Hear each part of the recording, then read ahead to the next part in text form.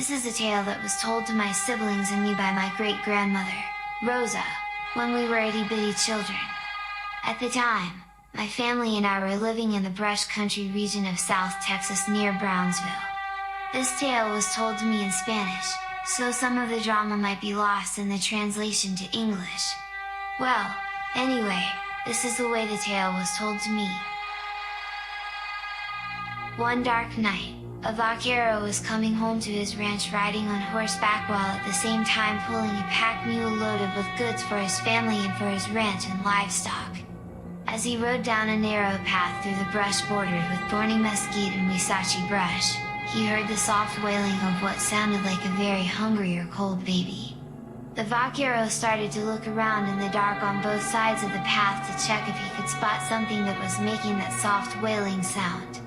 Sure enough, at the foot of a large cactus, he saw a small bundle wrapped in the remnants of an old raggedy serape. He stopped his horse, got off it, and went to check the moving bundle at the foot of the prickly pear cactus.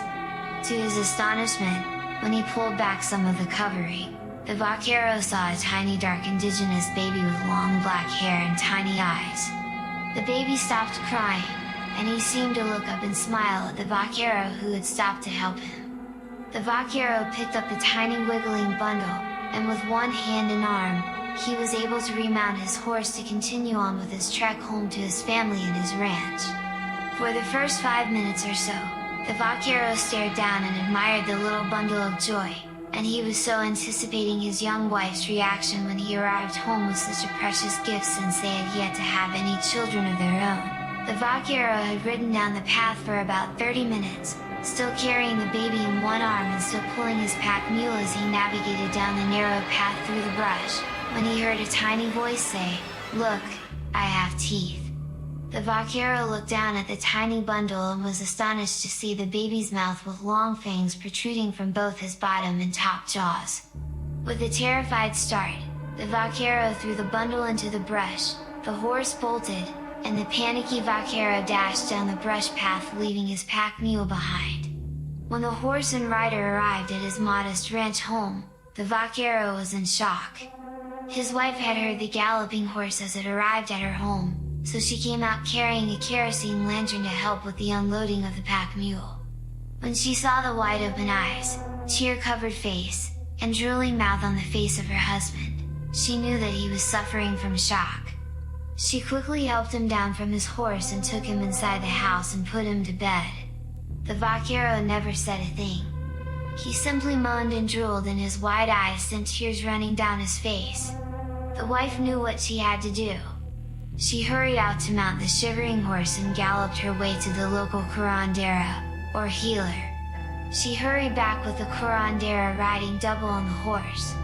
When they arrived at the ranch, the wife noticed that the pack mule had made its way home on its own. The curandera and the wife placed the husband on the floor and went through the ritual of sweeping away the shock. The curandera then sent the wife out to the chicken coop to bring back a black chicken. The two of them sat the husband up on the floor leaning him up against the bed. The curandera then went through the ritual of butchering the chicken on top of the vaquero's head while reciting several Our Fathers and the prayer of the Catholic Rosary. The vaquero was then placed back on his bed, and he remained there resting for several days until he finally came out of his fear-induced coma. After he was well enough to speak, the vaquero was able to tell his dear wife the story of his terrifying adventure.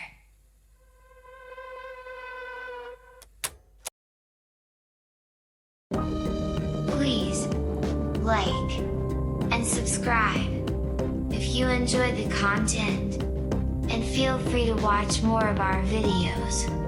We always look forward to receiving your stories of the strange and unexplained. If you would like to share a story or two, feel free to reach out to us on Facebook, Reddit, or our email. Thank you.